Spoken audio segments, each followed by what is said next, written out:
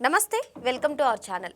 2019 నుంచి 2024 మధ్య జగన్మోహన్ రెడ్డి తీరుతో ఆంధ్రప్రదేశ్కు వచ్చిన పరిశ్రమలన్నీ కూడా తిరిగి వెనక్కి వెళ్ళిపోవడాన్ని మనం చూసాము. మరి అందులో ఒకటి లూలు సంస్థ. మరి ఎట్టకేలకు కూటమి ప్రభుత్వం వచ్చిన తర్వాత లూలు సంస్థ మళ్ళీ తిరిగి ఆంధ్రప్రదేశ్లో తన షాపింగ్ మాల్ని ఏర్పాటు చేయడానికి సిద్ధమవుతుంది. ఈ మేరకు ప్రభుత్వం కూడా భూములు ఇవ్వడానికి రెడీగా ఉంది. మరి దీని మీద పూర్తిగా విశ్లేషించడానికి మనతో పాటుగా ఉన్నారు senior journalist doctor Bharat Reddy గారు.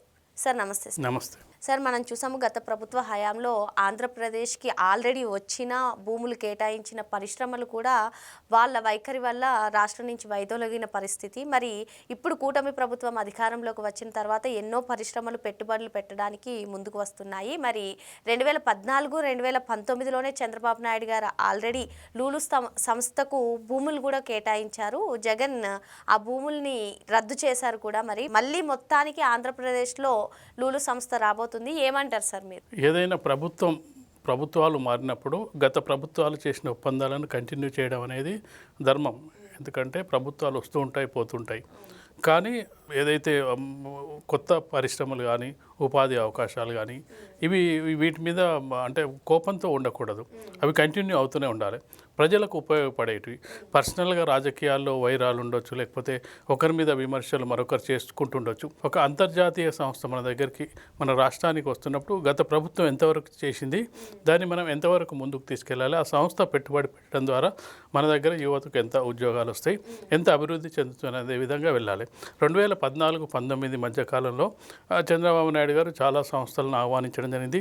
చాలామంది ముందు కూడా రాలేని పరిస్థితి. ఎందుకంటే ఉమ్మడి రాష్ట్రం విడిపోయిన తర్వాత మిగులు బడ్జెట్తో తెలంగాణ రాష్ట్రం ఇక్కడ మిగులు బడ్జెట్తో మిగిలింది. అనేక సంస్థలతో ఏర్పడిన అప్పటికే అభివృద్ధి చెందిన హైదరాబాద్ నగరం అనేది తెలంగాణ ప్రాంతానికి రావడం జరిగింది. ఆంధ్రప్రదేశ్ ప్రాంతానికి అసలు రాజధాని లేని నగరంగా అక్కడ నిలిచిపోవడం జరిగింది. రాజధాని ఏంటంటే చెప్పుకోలేని పరిస్థితి. కొత్తగా అంటే మొదటి నుంచి దాన్ని స్టార్ట్ చేయాల్సిన పరిస్థితి. ఎందుకంటే ఇక్కడనేమో పూర్తిగా అంతా రెడీ ఉన్నదేమో తెలంగాణకు హైదరాబాద్ నగరంగా వచ్చింది. అలాంటి పరిస్థితిలో కొత్త పరిశ్రమలు రావాలంటే వాళ్ళు అంతగా ఆసక్తి చూపరు. అక్కడ పరిస్థితులు అలాగే చూసుకున్నట్టయితే అక్కడ ఎట్లుంటుంది, ఫ్యూచర్లో ఎట్లుంటుంది అనేది చాలా ఆలోచిస్తుంటారు. ఆల్రెడీ డెవలప్ అయిన దగ్గరికి వెళ్ళాలంటే ఈజీగా వెళ్తారు. కొత్త దగ్గరికి వెళ్ళాలంటే పరిశ్రమలు వాళ్ళకి లాభాలు కావాలి కాబట్టి ఖచ్చితంగా ఇలాంటి పరిస్థితుల్లో ఉన్న దాంట్లో ఆంధ్రప్రదేశ్లో కొంత పర్యాటక రంగం మనం చూసుకున్నట్టయితే వైజాగ్ మొదటి నుంచి కూడా కొంత పేరుంది. హైదరాబాద్ తర్వాత వైజాగ్ కొంత ఆర్థిక స్థిరత్వము, ఫైనాన్షియల్ స్టేట్గా ఒక తెలంగాణకు హైదరాబాద్ ఎట్లుందో ఆ స్థాయి కాకుండా కొంత స్థాయిలో వైజాగ్ ఉంది. అలాంటి వైజాగ్లో ఒక పరిశ్రమలు స్థాపించడానికి 2014-19 కాలంలో లూలు సంస్థతోటి ఒప్పందం చేసుకోవడం జరిగింది. దానికి 13.23 ఎకరాల భూమి కేటాయించడం జరిగింది. అది ఒకటి కేటాయించిన తర్వాత అంటే వెంటనే ఎప్పుడైనా మనం పరిశ్రమలు ఏదైనా స్థాపించినప్పుడు, ఇన్ఫ్రాస్ట్రక్చర్ డెవలప్ చేసినప్పుడు 5 ఏళ్ల కాలంలో పూర్తి కావు ఏదైనా సరే. మనం అంటే సమయం పడుతుంది. ఎందుకంటే మనం ఒక ఇల్లు కట్టడానికి దాదాపు 1-2 ఏళ్ళు పడుతుంది. కాబట్టి ఖచ్చితంగా పరిశ్రమలు కానీ, ప్రాజెక్టులు కానీ, రోడ్స్ డెవలప్మెంట్ కానీ, ఇన్ఫ్రాస్ట్రక్చర్ కానీ, ఈవెన్ అమరావతిలో సెక్రటరియట్ లాంటి కట్టాలన్నా ఒక 10 ఏళ్ల కాలం పడుతుంది. మొదటి 5 ఏళ్ల కాలంలో చంద్రబాబు నాయుడు గారు ఇన్ఫ్రాస్ట్రక్చర్ డెవలప్ చేయడానికి, కంపెనీలు పిలవడానికి అంటే ప్రైమరీగా ఏం చేయాలో అవన్నీ చేసుకుంటూ వెళ్ళడం జరిగింది. అయితే అక్కడ అధికారం మారడంతో ఆ ప్రభుత్వ ప్రాధాన్యాలు మారిపోయి జగన్మోహన్ రెడ్డి ప్రాధాన్యాలు మారిపోవడం. అప్పటి వరకు అవి అమరావతిని రాజధానిగా చేస్తూ కొన్ని పనులు ప్రారంభించడం, అక్కడ కేంద్ర ప్రభుత్వం దగ్గర దానికి సంబంధించి పోలవరం ఇవన్నీ పనులు చేసుకుంటూ రావడంతో ఒక్కసారిగా జగన్మోహన్ రెడ్డి అధికారంలోకి వచ్చిన తర్వాత తన ప్రాధాన్యాలన్నీ మారిపోయాడు. గత ప్రభుత్వం చేసిన పనులకు అన్నిటికీ భిన్నంగా వ్యవహరిస్తూ అందుకు ఉదాహరణనే మనం చూసుకున్నట్లయితే అమరావతితో పాటు మరో 2 రాజధానులు, 3 రాజధానుల ఒక ప్రక్రియను ప్రారంభించడం జరిగింది. దాంతో అమరావతి అభివృద్ధి అక్కడికక్కడే అయిపోయింది. లేదంటే 5 ఏళ్లలో కొంత అభివృద్ధి జరిగి ఎవరైతే భూములు ఇవ్వడం జరిగింది రాజధాని కోసం అని చెప్పి రైతులు తమ భూములను కొంత స్వచ్ఛందంగా కొంత త్యాగంతో ఇవ్వడం జరిగింది. వాళ్ళకందరికీ కూడా దాదాపు 5 ఏళ్ల కాలం పాటు వాళ్ళు నిరసనలు కూడా చేయడం జరిగింది. వాళ్ళకు ఉద్యోగాలు రాలేదు, ఏది రాలేదు, ప్లస్ వాళ్ళ భూములు పోయినాయని వాళ్ళంతా కూడా ఆందోళన బాట పట్టడం కూడా జరిగింది. అలాంటి సందర్భంలో మనం విశాఖ నగరంలోని చూసుకున్నట్టయితే లూలు సంస్థ దాన్ని 2023లో వచ్చిన ఒక 2 ఏళ్ల కాలంలోనే ఆ భూమిని రద్దు చేయడం జరిగింది జగన్మోహన్ రెడ్డి. కంపెనీ వాళ్ళు ఎందుకు వస్తారు నీకు రద్దు చేస్తుంటే నీకు ఆహ్వానించాలి. ఎందుకంటే మనం చూస్తున్నాం దావోస్కి వెళ్ళి అందరూ ముఖ్యమంత్రులు ప్రజెంట్ చేసి మా రాష్ట్రంలోకి వస్తే మేము ఇన్ని ఫెసిలిటీస్ కల్పిస్తాం, ఈ విధంగా ప్రోత్సాహకాలు ఇస్తాం, ఇంత ఇన్ఫ్రాస్ట్రక్చర్ ఇస్తాం, ఇలా ల్యాండ్ అవైలబుల్ ఉందని చెప్తేనే అక్కడ కాంపిటీషన్ ఉంటుంది. ప్రతి ముఖ్యమంత్రి కూడా తమ రాష్ట్రానికి ఎక్కువ పెట్టుబడులు తీసుకుపోవాలి, ఎక్కువ పరిశ్రమలు తీసుకెళ్లాలని చెప్పి చాలా ప్రయత్నాలు చేస్తుంటారు. ఈవెన్ ఎంత ఎక్స్పీరియన్స్ ఉన్నా చిన్న రాష్ట్రమైనా పెద్ద రాష్ట్రమైనా మొన్న దావోస్లో మనం చూసుకున్నట్టయితే అన్ని రాష్ట్రాల ముఖ్యమంత్రి వెళ్ళి మా రాష్ట్రానికి వస్తే మీరు పెట్టుబడులు పెట్టినట్టయితే మీకు ఇలాంటి ఫెసిలిటీస్ ఉంటాయి, మాకు ఇంత ఎంప్లాయ్మెంట్ జనరేట్ అవుతుంది అనే ఉద్దేశం. అలాంటిది ఒక సంస్థ ఒప్పందం చేసుకున్న తర్వాత వాళ్ళు పని ప్రారంభించిన తర్వాత రద్దు చేయడం అంటే ఆ సంస్థ వేరే చోటుకి చాలా కంపెనీలు మనం చూసుకున్నట్టయితే అలాంటి పరిస్థితుల్లో జగన్మోహన్ రెడ్డి హయాంలో చాలా కంపెనీలు కొన్ని గుజరాత్కు కొన్ని తమిళనాడుకు వెళ్ళిపోయాయనే ఆరోపణలు కూడా ఉన్నాయి. ఎప్పుడైనా అంటే ప్రాధాన్యాలు సమ ప్రాధాన్యాలు ఉండాలి.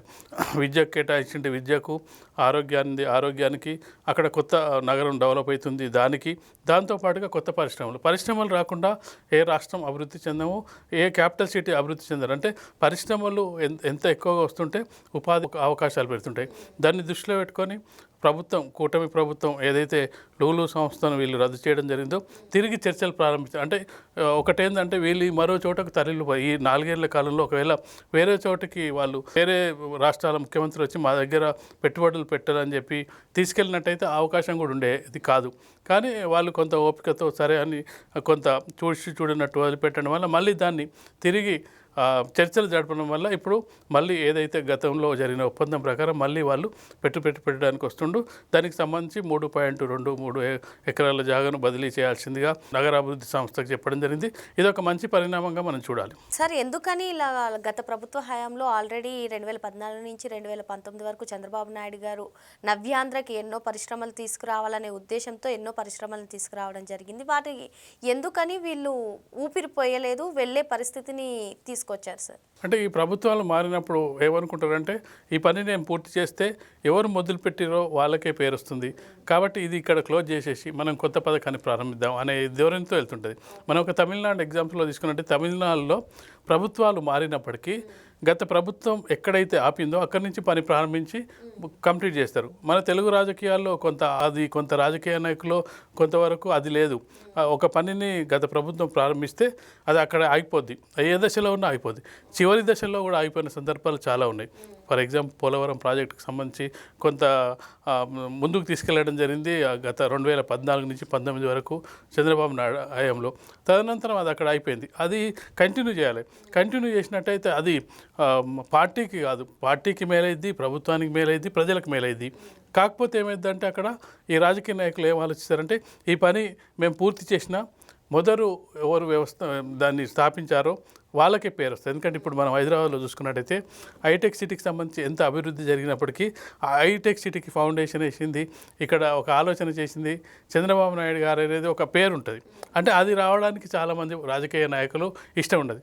కొత్తగా స్టార్ట్ చేద్దామని కొత్త సిటీ ఇప్పుడు రేవంత్ రెడ్డి మన తెలంగాణలో చూసుకున్నట్టయితే 4th సిటీ అని మేము స్టార్ట్ చేస్తున్నామని చెప్పి, అలాగే కొత్త సెక్రటరియట్ కేసీఆర్ ఇక్కడ కట్టడం అంటే మా హయాంలోనే జరిగితే మాకు ఎప్పటికీ పేరు ప్రతిష్టలు నిలిచిపోతాయని చెప్పి యాదగిరిగుట్టను యాదాద్రిగా మార్చి అది మొత్తం పునర్నిర్మాణం చేయడం అంటే వాళ్ళు ఒక కన్స్ట్రక్షన్ చేసినట్టయితే వాళ్ళ పేరు తరతరాలు ఉండిపోతుందనే ఒక దీంతో గత ప్రభుత్వం ఏదైతే కంటిన్యూ చేసిందో దాన్ని చేయకపోవడం అనేది మన తెలుగు రాష్ట్రాల్లో కొనసాగుతుంది. కానీ తమిళనాడు లాంటి రాష్ట్రాల్లో మాత్రం ఖచ్చితంగా గత ప్రభుత్వాలు ఏం పథకాలు ప్రారంభించాయో ఆ పథకాలను కంటిన్యూ చేస్తూ కొత్త పథకాలు తీసుకురావడానికి ప్రయత్నిస్తుంటారు.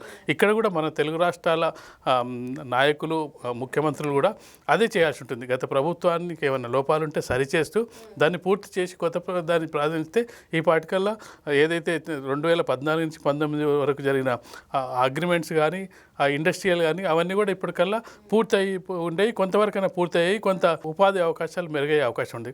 కాబట్టి ఇప్పటికైనా ప్రభుత్వం మారినప్పుడల్లా ఇలాంటి మారడం అనేది ప్రజలకు ప్రభుత్వానికి మంచిది కాదని మనం అర్థం చేసుకోవాలి. ప్రభుత్వాలు మారినప్పుడల్లా గత ప్రభుత్వాలు తీసుకువచ్చిన పాలసీలను అన్నిటినీ రద్దు చేయడం కాకుండా వాటిని కంటిన్యూ చేయడం మంచిదని, అదేవిధంగా కూటమి ప్రభుత్వం అధికారంలోకి వచ్చిన తర్వాత భారీ పరిశ్రమలు రావడం హర్షదాయకం అని చెప్పి సార్ చెప్తున్నారు. Thank you sir.